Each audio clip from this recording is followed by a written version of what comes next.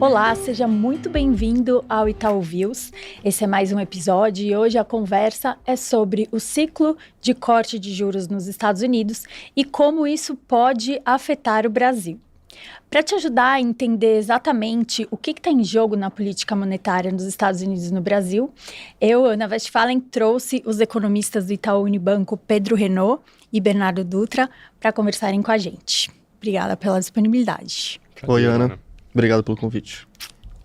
As tarifas de importação impostas pelo presidente americano Donald Trump acabaram dominando a pauta nos últimos meses, mas hoje eu queria chamar para o centro a conversa sobre a decisão recente do Fed de fazer um corte nos Fed Funds para a banda de 4% a 4,25% ao ano.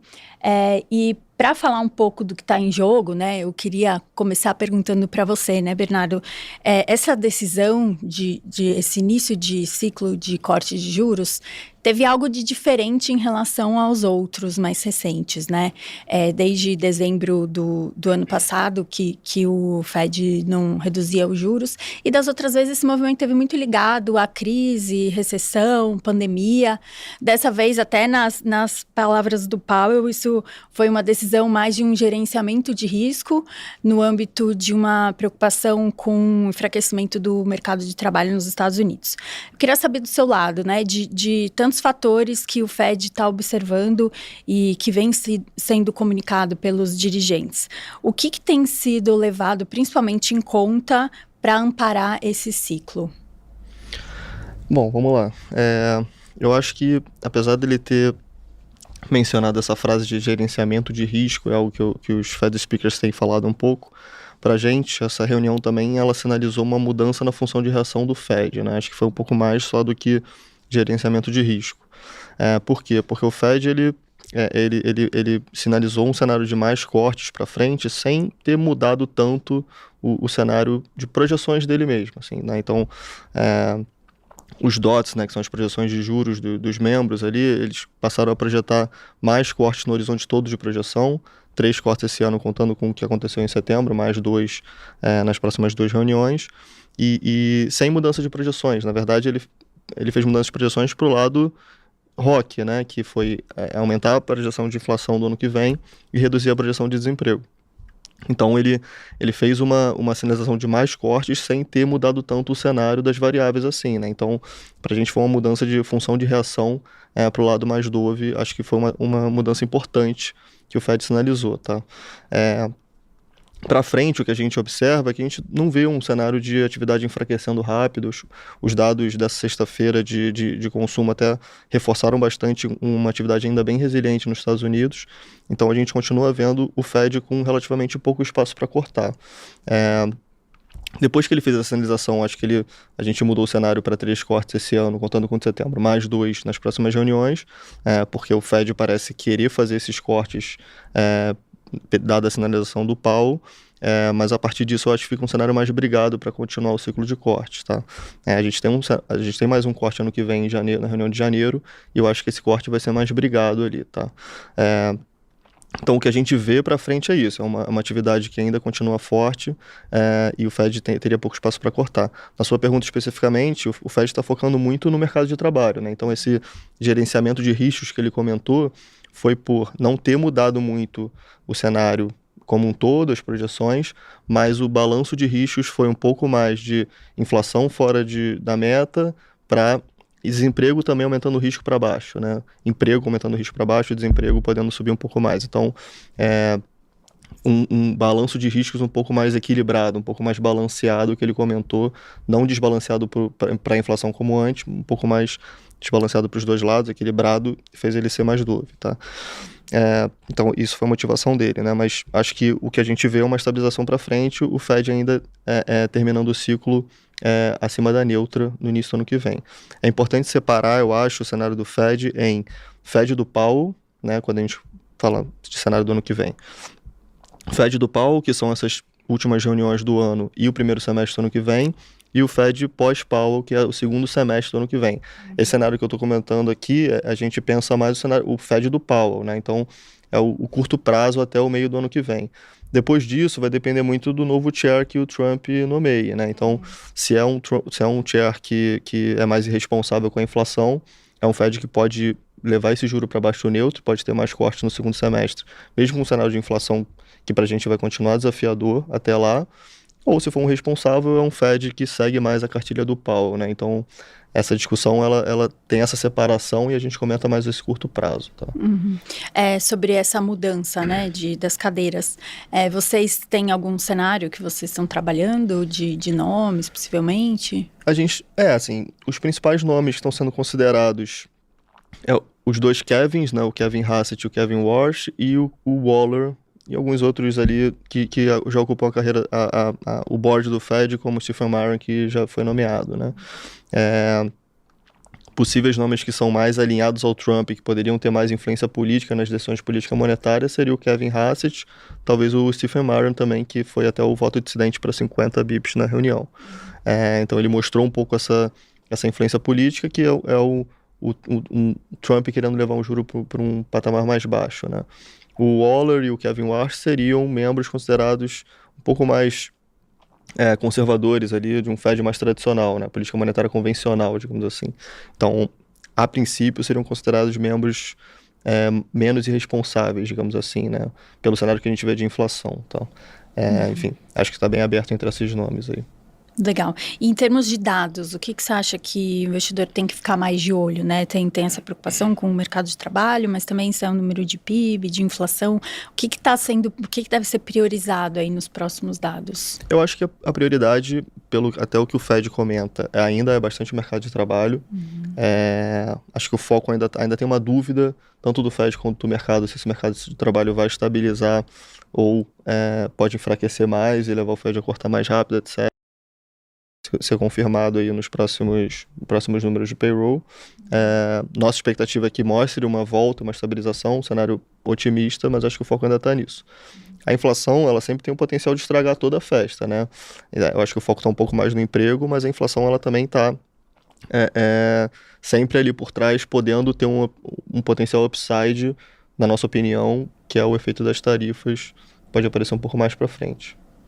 Legal, a gente já vai falar sobre tarifa, mas como isso está dominando muito a pauta, eu quero falar de política monetária mais, mas no final vamos falar de tarifa, porque obviamente já teve mais surpresas, especificamente para começar agora em outubro. Bom, Pedro, indo um pouco para o Brasil, né? Foi super bem recebida a decisão do Fed de iniciar o ciclo de corte de juros, né? Muito por conta do fato dos juros estar 15% ainda aqui, né, não foi alterado, e de aumentar uma atratividade para mercados emergentes, como é o caso do Brasil, né? Eu queria que você me falasse um pouco como que essa perspectiva de juros mais baixos nos Estados Unidos tende ou pode favorecer aqui o cenário no Brasil. Boa, obrigado pela pergunta. O dólar ele tem derretido contra todas as moedas dentro desse ano. Isso vai muito além do que é a perspectiva de juros, que, se você for pensar nos últimos dias, levou alguma aceleração ali, por exemplo, do real, que é uma moeda de carrego alto, né? O nosso juro é muito mais alto que o lá de fora, mas isso foi na margem. A história acho que é um pouco mais ampla, né? Se a gente pega contra um índice amplo de moedas, você tem um dólar desvalorizando 10% mais dentro desse ano, e aí é uma soma de fatores que vem muito mais dos Estados Unidos do que de algo específico nosso. A propósito, o nosso câmbio ele saiu de 6,30 no início do ano, perto disso, para 5,30. Nada mudou dentro do Brasil para melhorar a percepção de risco, por exemplo. O que acontece nos Estados Unidos, Bernardo, fica à vontade para acrescentar algum fator aqui, mas você tem certeza comercial, você tem certeza sobre instituições, principalmente com a questão da relação entre o presidente e o Fed, como isso pode, né, moldar a tomada de decisão do comitê à frente. Você tem uma postura que, por vezes, agressivas com relação ao investidor estrangeiro, ou de forma mais ampla, o estrangeiro, numa dinâmica de dívida crescente, que, é verdade, ela não é nova, mas que o investidor lá atrás, não é que ele não se importava tanto, mas isso não mudava tanto a tomada de decisão. Esse era o ativo seguro, livre de risco, a economia Porto Seguro, e agora ele questiona um pouco mais disso. Então, você vê esse dólar escorregando. E aí, voltando à sua pergunta, o mercado tinha dúvida do quanto o Fed ia cortar juros, né? Como a gente mesmo achava que, dado o cenário de atividade, de inflação, eles eventualmente teriam um espaço um pouco menor. Eles mudam de função de reação, você vai precificar um juro um pouco mais baixo por lá, isso melhora um pouquinho o carrego, e efetivamente quando eles cortam esse carrego, ele, né, entra online, e aí você vê a moeda andando um pouco. Mas eu te diria que é o marginal, o grosso mesmo da história é esse dólar fraco no mundo, uma maré que mudou. Legal. E falando então do dólar, né? Esse real fortalecido, no meio dessa dinâmica muito mais global, como você explicou, né? Como que isso pode favorecer aqui a dinâmica de inflação? Boa. Acho que vale um ponto aqui que é o seguinte, até onde o real poderia ir, né? Quando a gente olha para essa maré global, o Bernardo entende que o dólar ele ainda pode enfraquecer um pouco. Isso poderia nos puxar para níveis até menores do que essa vizinhança aqui dos 5,30. O nosso modelo, quando a gente pensa aqui em algumas variáveis um pouco mais estruturais de para onde vai estar o juro nos Estados Unidos, qual vai ser essa força do dólar, mostra que a gente poderia estar fechando o ano perto de 5,20, eventualmente 5,10. A gente tem na conta, no entanto, os 5,35, porque a gente coloca uma certa gordurinha na conta em função de percepção de risco no Brasil, que pode aumentar. E tem um outro ponto, que é o seguinte, o Brasil está com contas externas meio desbalanceadas. O nosso déficit em conta corrente, ele está bastante elevado, perto de 3,5% do PIB. Isso aqui quer dizer o seguinte, o mundo está nos financiando num nível que ele é acima do histórico. O Brasil roda normalmente com um déficit de uns 2% do PIB.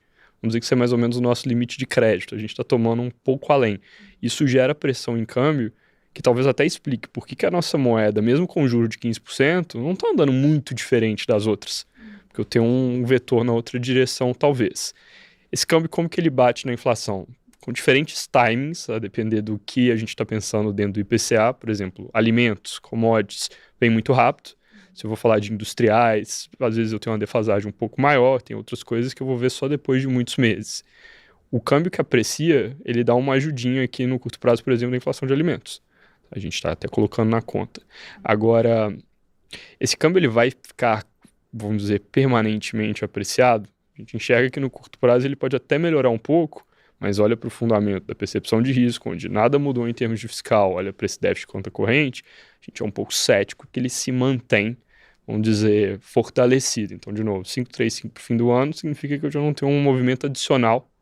5,50 a nossa projeção para o ano que vem, com grandes dúvidas, é óbvio, que o ano que vem é um ano de, vamos eleitoral. dizer, eventos, exatamente, podem gerar muita volatilidade. Acho que a percepção sobre o fiscal no Brasil, ela pode criar consequências meio binárias em termos de percepção de risco, mas eu estou falando de um campo que até sobe um pouco. Então, alívio inflacionário daí, acho que a gente teve alguma coisa, dos 6 para perto de 5. O adicional agora, ele é bem menor. Mas muito diferente do que seria se fosse ocasionado por uma questão mais estrutural, né? Por uma melhora estrutural, né? Apesar da foto estar bonita, não necessariamente é algo que vai se manter, né? Você comentou das projeções, né? De cenário, de câmbio. Mudou bem, né? Vocês estavam com a previsão de câmbio de 5,50 esse ano, vocês alteraram, reduziram para 5,35. Queria aproveitar para saber um pouquinho quais são as novas projeções, essa revisão de cenário mais recente. Boa, então esse 5,50 para 5,35 foi a principal revisão que a gente fez recente. Ela é ajudada por menos juros nos Estados Unidos? Certamente, mas não é essa mudança do Fed que me tirou 15 centavos da projeção. No fundo, a gente já tinha algum viés de baixa, porque a gente via esse dólar escorregando contra outras moedas, e aí a gente marcou um pouco a mercado aqui na projeção. De novo, meu modelo diria até algo abaixo.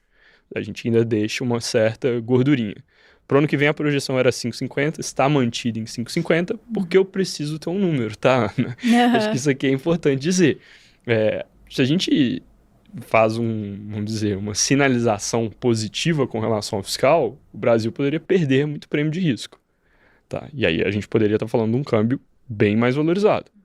Se você não tem sinalização positiva, é bem o contrário. Então, economista às vezes fala em bandas, né? O câmbio vai ser entre 5 e 6. Acho que para o ano que vem é mais assim, vai ser perto de 5, perto de 6, abaixo de 5, acima de 6. Mas o meio do caminho ele fica complexo a depender do que é a sinalização fiscal, tá? Outras mudanças que a gente fez de cenário recente, inflação a gente ajustou um pouquinho exatamente pelo que eu falei, alimentos.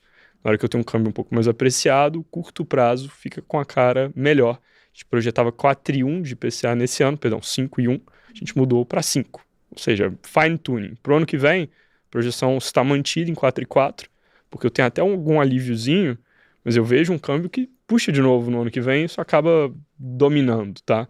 Selic, a gente vem mantendo as projeções, e acho que estamos confortáveis com a leitura de que o Banco Central não corta juros nesse ano. Então é 15 até dezembro, e aí a gente projeta 12,75 para o fim do ano que vem. PIB 2,2 nesse ano, algum viés de baixa, a gente não fez nenhuma revisão recente, mas a gente tem visto um terceiro tri um pouco pior do que a gente tem na conta, e 1,5% no ano que vem, com algum viés de alta, porque em ano de eleição, às vezes a gente vê, às vezes não, sempre vemos um padrão de um pouco mais de gasto público. Então fica um risco aqui de um anabolizantezinho puxar para cima esse número. E aí uma outra coisa que a gente revisou foi desemprego. O desemprego está bem baixo no Brasil. É interessante porque a economia está desacelerando. Mas diferente dos Estados Unidos, onde o mercado de trabalho responde muito rápido, você poderia dizer, ele é das primeiras coisas que desacelera, no Brasil ele é a última. Nossa, batendo recorde atrás de recorde, né? Isso. De baixa. O desemprego está na mínima histórica de 5,7%. Se você olha para o PIB, que já é um dado defasado, o primeiro tri foi forte, o segundo tri deu uma desacelerada boa. Saiu de 1,3% de crescimento para 0,4%. O desemprego ainda está caindo. Por quê? Porque ele responde com atraso. É caro mandar embora no Brasil, é difícil e é complicado contratar depois. Você adia essa decisão. Então, o desemprego ele está indo um pouco, parece, na direção contrária, de certa forma. A gente projeta que ele vai subir, mas a gente não está vendo uma alta no ritmo que a gente esperava anteriormente. Então, a gente projetava um desemprego de 6,4 no fim desse ano, a gente ajustou para 6,2. Fim do ano que vem, projeção de 6,5. Contra um ponto neutro no Brasil que é perto de 8. O que quer dizer o seguinte, a gente vai continuar com uma pressão aqui no mercado de trabalho que puxa salário, puxa serviços, puxa a inflação como um todo, traz esse desafio para o BC, que é um dos principais motivos de não dar para ele cortar juro muito rápido. Você comentou então que vocês estão com a previsão de encerrar o ano em 15% ao ano a Selic, iniciar um ciclo de cortes eventualmente só para janeiro, né? Falando um pouco sobre isso, de bastidores, assim, né, dos economistas, todo mundo projetando, eu sei que teve uma certa frustração com a divulgação do relatório de política monetária, né, porque no horizonte relevante, né, olhando aí primeiro tri de 27, o BC manteve a projeção para a inflação e havia uma expectativa que isso fosse reduzido, né, tem a Fox também toda semana aí mostrando redução, então aparentemente é um recado, assim, de, olha, como ele vem sinalizando nas comunicações, né, que vai ficar, persistir, né, ter essa postura mais cautelosa antes de iniciar um ciclo de corte de juros. Então eu queria saber, assim, na sua opinião, o que você acha que seria um vetor que levaria eventualmente o BC a antecipar esse início de corte de juros? A mercado de trabalho, a inflação, o que seria, assim, hipoteticamente? Boa, ótima pergunta. O relatório de política monetária, para quem não conhece a mudança de nome, era o antigo relatório de inflação. Para mim é RTI, a mesma sempre coisa, será. Exato. É a mesma coisa, mudou um pouco o nome. E ele veio, na verdade, com um número que o spoiler estava no Copom já, né? No Copom eles mantiveram essa projeção do horizonte relevante em 3,4%. O horizonte relevante, que quer dizer, é basicamente o ponto do tempo que o Banco Central está mirando. Porque o que ele faz com o juro hoje só afeta a economia lá na frente. Então ele está sempre olhando ali uns 18 meses à frente. E o horizonte nesse momento é o início de 2027. Quando você olha para o que aconteceu entre um Copom e outro, as expectativas de mercado para a inflação deram uma melhorada. O câmbio melhorou bastante. Você faz o modelinho dele, cada um tem a sua engenharia reversa do modelo do BC, você veria que a projeção para o horizonte relevante cairia. A gente esperava 3,3, uma boa parte do mercado esperava 3,2, veio 3,4. Pode parecer que isso é excesso de detalhe, mas no fundo, ali ele mandou um certo sinal. Tá? A gente acha que foi uma, vamos dizer, escolha, de certa forma, de mostrar uma projeção que ela ainda não está na vizinhança da meta, e aí diz para o mercado, olha, não se empolgue muito com o corte de juros aqui no curto prazo. No relatório de política monetária, aí ele mostra mais aberto, e ele mostrou projeções também para o fim de 27, que ficou, como no trimestre anterior, em 3,2, E para o início de 2028 foi a primeira vez que ele mostrou essa projeção em 3,1. Você vai falar, poxa, 3,2, 3,1 é quase a meta. Mas isso está lá longe, de 2028. Era para estar exatamente na meta e não está. Então isso mostra um certo desconforto em trazer o dedo para o gatilho e aí reforça a nossa visão de que não é para discutir muito corte de juro aqui até o fim do ano. Ele revisou um pouco para compensar essa história do câmbio, que deveria ajudar as expectativas também, as hipóteses para atividade econômica. É o que a gente chama de hiato do produto quando a economia está aquecida. A gente acha que faltava ele incorporar algumas coisas na conta, tá? E aí ele foi para uma trajetória de PIB ali mais consistente com o que é consciente de mercado, a nossa projeção. Então ele colocou uma economia um pouco mais quente na conta, isso acabou compensando, deixou essas projeções meio estáveis. Sua pergunta, né? O que permitiria corte de juros mais cedo? Você mencionou desemprego. Acho que seria muito relevante se o desemprego desse uma puxada, mas dá tempo para isso acontecer? Muito improvável. Provável, né? A variável que vai trazer para a mesa, eventualmente, corte de juros nesse ano, seria um câmbio ainda mais apreciado.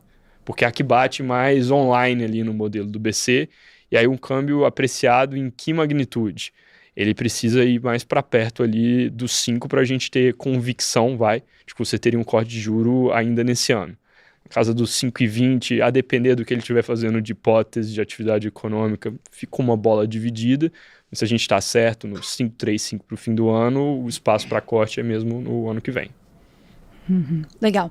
Você mencionou essa resistência aí do mercado de trabalho, começar a mostrar uma reversão, né? Bernardo também comentou de mercado de trabalho nos Estados Unidos. Eu queria saber como que vocês estão lendo essa influência de novas tecnologias, de inteligência artificial, de Uber e planos B, né? Porque quando a gente olha os dados do mercado de trabalho nos Estados Unidos, tem essa percepção de que, assim, lentamente vai mostrando enfraquecimento, as pessoas entrando no mercado de trabalho é uma dificuldade para começar e que gera algum desemprego, mas, ao mesmo tempo, quem sai de um emprego tem uma facilidade maior de encontrar um plano B, né? Eu imagino que na hora de fazer a análise econômica disso, não existe, quando você olha para trás, um novo paradigma aí, né? Como que é a leitura de vocês, assim, em relação a como isso deve refletir nos dados, assim? Tem que dar uma ponderação agora do novas inteligências? Acho que do meu lado talvez seja um pouco mais fácil de responder, porque os Estados Unidos é um grande beneficiador de AI e é mais fácil de medir isso do que um emergente, mas eu acho que já é algo que está sendo discutido, que provavelmente está tendo efeito nos dados. Assim, resumindo, a grosso modo, a gente está vendo nos Estados Unidos um PIB que no terceiro tri vai ser perto de... No segundo tri foi perto de 3%, no terceiro tri vai ser perto de 3% de novo, uma demanda doméstica de 3%, com um payroll que estava desacelerando muito mais rápido, né? Isso até foi um negócio que o Fed comentou naquele ponto que a gente fez de mudança de balanço de riscos, né? Como que essa conta fecha, né? AI pode ser um fator que está gerando menos contratação, mas via produtividade maior, bombando o PIB e fazendo esse decoupling, né, dos dados de mercado de trabalho e dados de atividade no geral. Não é uma coisa fácil de medir, porque tem outros choques que estão acontecendo na economia americana muito relevantes, como o da imigração, por exemplo, que bate no mercado de trabalho. Acho que é um dos fatores que tem jogado o payroll para um ritmo menor. Então, fica um pouco difícil de medir, isolar efeitos quando você tem vários choques sobre a economia. Mas tem sido comentado que AI é um fator importante. No PIB você consegue separar um pouco o investimento, o que é CAPEX mais relacionado a AI ou não, e você vê que o AI de fato está tendo um efeito bem relevante em PIB dos Estados Unidos, na Bolsa isso é bem claro, né? No Mag 7, Nasdaq, etc. E eu acho que, enfim, tem alguma dificuldade de medir, mas é algo que já tem sido perceptível o efeito em atividade de mercado de trabalho, sim. Eu acho que no Brasil é uma história bem diferente, porque, primeiro, a penetração é muito menor, e eu acho que você tem outras dinâmicas que acabam dominando, vamos dizer, gerando mais ruído no dado do que você vai conseguir identificar dessas tendências. Legal. Bom, eu fui super ingênua, né? Porque quando eu estava fazendo a pauta aqui da nossa conversa, eu achei que a gente não ia ter novidades sobre tarifas para falar, né? Até estava vendo que a última vez que vocês vieram aqui no podcast, faz 6 meses, era justamente para falar de impacto de tarifas sobre importação dos Estados Unidos. Eu queria aproveitar que passaram 6 meses aí da última conversa sobre isso, e também hoje ou ontem o Trump anunciou novas tarifas, dessa vez na parte de remédios, também falando de que ele quer mudar a dinâmica em relação a semicondutores e imóveis, enfim. Acho que a gente tem que se acostumar que sempre vai ter mudança em relação a isso, novidade em termos de tarifas e negociações, né? Mas eu queria aproveitar, então, que temos 6 meses de intervalo aí da última vez que a gente conversou sobre isso, para vocês fazerem um balanço aqui. Eu queria saber do Bernardo, efetivamente, né, em termos de impacto em inflação, se as tarifas sobre os produtos importados, o que a gente tem de impacto real, e do lado do Pedro, a parte de balança comercial, como que tem afetado. Eu acho que você não foi ingênua porque a gente, de fato, teve uma calmaria nesse tema, né? E de fato, era o esperado que o Trump, acho que pelo menos, a gente não fosse ter tanta novidade mais nesse ponto, que era um dos temas que o Trump tinha, de fato, acalmado um pouco. Fiscal, tarifa, etc., ficou um pouco de lado a mercado e o foco ficou um pouco mais no próprio ciclo da política monetária, do Fed, e institucionalmente nos ataques do Trump ao Fed, né? Acho que até essa calmaria em alguns outros drivers foi um dos fatores que o Pedro comentou, que era um fator que puxou o dólar global para mais fraco. Pela calmaria, o dólar deu uma estabilizada, né? Então a gente viu uma estabilização do dólar global assim, relativa nos últimos meses, acho que por conta disso. Acho que é um tema que tende a voltar, é um tema que está na corte dos Estados Unidos, as tarifas VIEPA que podem ser derrubadas, aí o governo tenta fazer por outros métodos, etc. Mas, enfim, acho que é um consenso de economistas, mercado, etc., que as tarifas vão continuar no nível elevado, não tendem a voltar atrás. Sobre a sua pergunta especificamente, eu acho que é importante começar dizendo que, assim, a gente já vê no dado de arrecadação aduaneira dos Estados Unidos um aumento forte relativo a tarifas, né? O dado analisado... Desculpa. A gente tem um dado diário de arrecadação que está em torno de 360 bi de dólar, que é uma alta significativa nessa arrecadação, uma tarifa efetiva total aí que subiu de 2,5% para Trump para uns 12% já, e tende a subir um pouco mais ainda. Então, se a gente vê isso na arrecadação aduaneira dos Estados Unidos, alguém nos Estados Unidos está pagando a conta já. Ainda tem uma dúvida grande se esse repasse vai ser para o consumidor, e aí vai bater na inflação ou não. Ou se quanto que as empresas vão conseguir absorver esse aumento de tarifa. Isso ainda é uma dúvida grande. No dado de inflação, a gente vê um efeito modesto e bem gradual ainda das tarifas. A inflação, ela não mostrou uma aceleração forte ainda nos Estados Unidos, mas a gente vê ela tendo dificuldade de desacelerar mais, né? A gente vê uma inflação persistente ali, os núcleos de inflação persistentes em 3%. E a gente tem uma projeção de 3,5% para o final desse ano. Então, no mínimo, ela dificulta um pouco uma desaceleração e tem o potencial de ter um efeito maior aí, um pouco mais gradual ao longo do ano que vem, etc. Mas é um efeito que aparentemente ainda é modesto, pode aparecer mais para frente, e o Fed tem dado um pouco de downplay, assim, ele tem tratado como um efeito transitório, mesmo que puxe a inflação para frente, vai desacelerar depois, e isso não impediu que ele fosse dovish na reunião de setembro, né? Boa. Bom, aqui no Brasil, recapitulando, né, a gente tem uma tarifa de 50%, com uma série de exceções de 10%. A tarifa média do Brasil é perto de 30%, mas na verdade você está numa ponta ou na outra. Isso é algo que pode mudar? Bom, teve a química recente entre os dois presidentes. Tá favorável, né? Tá tendo química, pelo menos.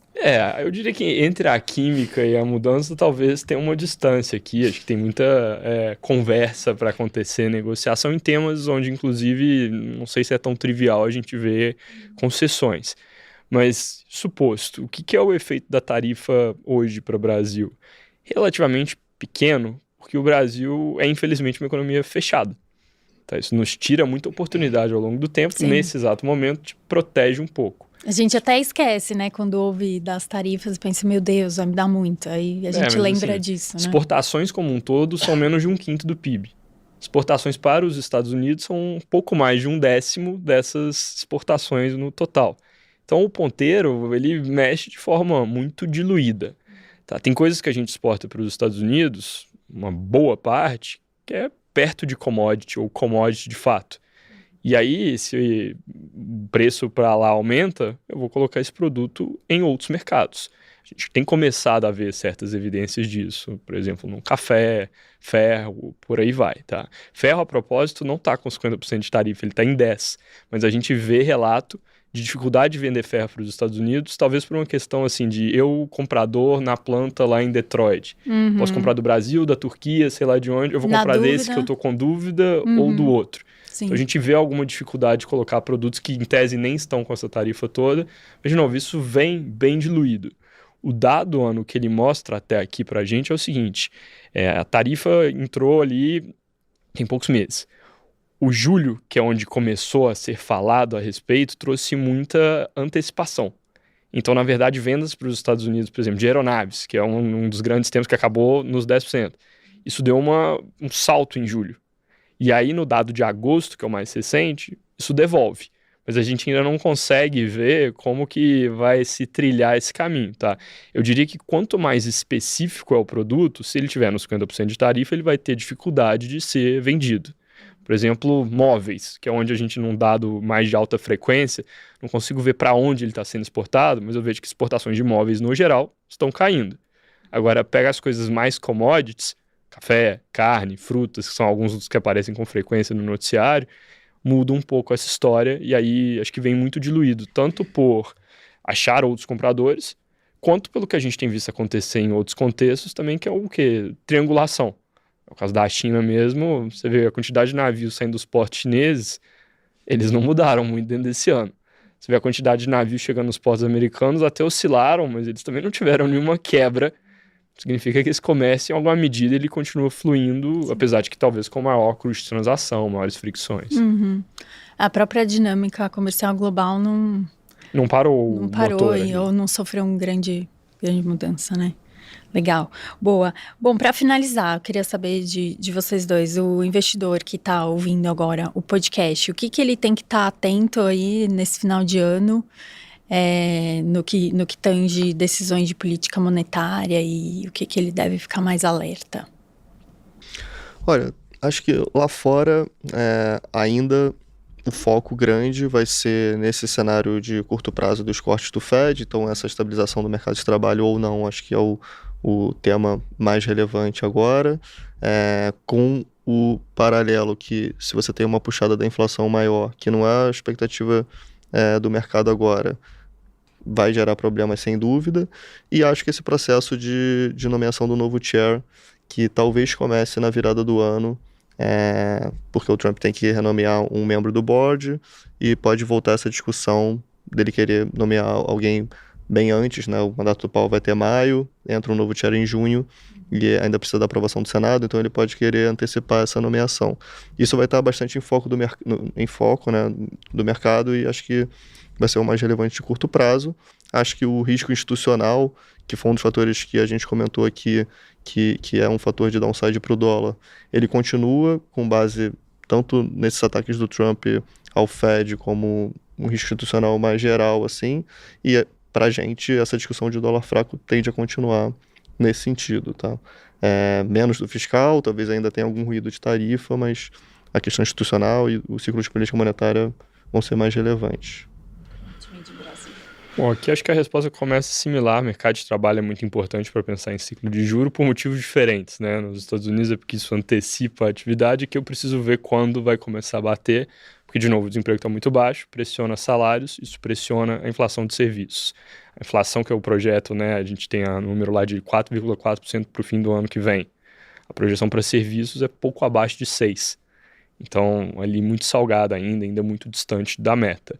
E aí, essa inflexão do mercado de trabalho, ela vai ser importante. Não é óbvio que ela vai acontecer nesse ano, pelo menos não num ritmo acelerado.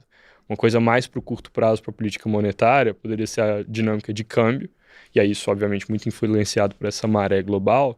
Mas aí eu diria o seguinte, o câmbio ele vai definir se o BC corta juros em dezembro, janeiro ou fevereiro. O orçamento para corte de juro, ele não vai mudar tanto em função aqui dessa evolução do real. É óbvio que isso tem algum espaço, algum impacto, Mas enquanto eu tiver com essa economia aquecida, enquanto a gente tiver com estímulos, o espaço para se ele cair muito, ele é pequeno, tá? E aí, nesse sentido, acho que algo que vai ter mais efeito daqui para frente é a percepção aqui com relação ao fiscal. Até para câmbio. O câmbio, ele tem andado junto ao nosso de todo o resto, porque no fundo o que está acontecendo é que a fonte das notícias estranhas tem sido Estados Unidos. É o dólar contra os outros. Mas vamos lembrar que no Brasil a gente consegue ter um noticiário por vezes que chama a atenção também. E aí, em se discutindo política pública, perspectivas, né, o que o mercado atribui de probabilidade da gente fazer reformas ou não, vai acabar pegando na moeda e vai acabar, né, afetando aqui a percepção vamos dizer, dos preços de ativos como um todo. Legal. O fiscal sempre volta, né? A gente se distrai com outros temas, mas sempre volta. Assim, é interessante, né, que no início desse ano tinha uma discussão muito frequente que era o quê? Da dominância fiscal. Ninguém tá falando de dominância fiscal mais, mas o fiscal no Brasil não melhorou. Se alguma coisa, ele piorou um pouco. Esse assunto ele ficou meio em banho-maria porque a gente está olhando talvez mais para, né, qual vai ser o regime à frente. Mas esse fiscal de curto prazo, ele acho que ainda bate aqui e pode sim gerar muita volatilidade. Segue merecendo atenção, né? Uhum. Muito obrigada pela participação de vocês. Acho que deu pra gente aprofundar super bem aqui nos temas. A você que nos acompanhou no podcast, muito obrigada. E não deixe de conferir a nossa produção de conteúdo no Instagram e também no YouTube. Até a próxima.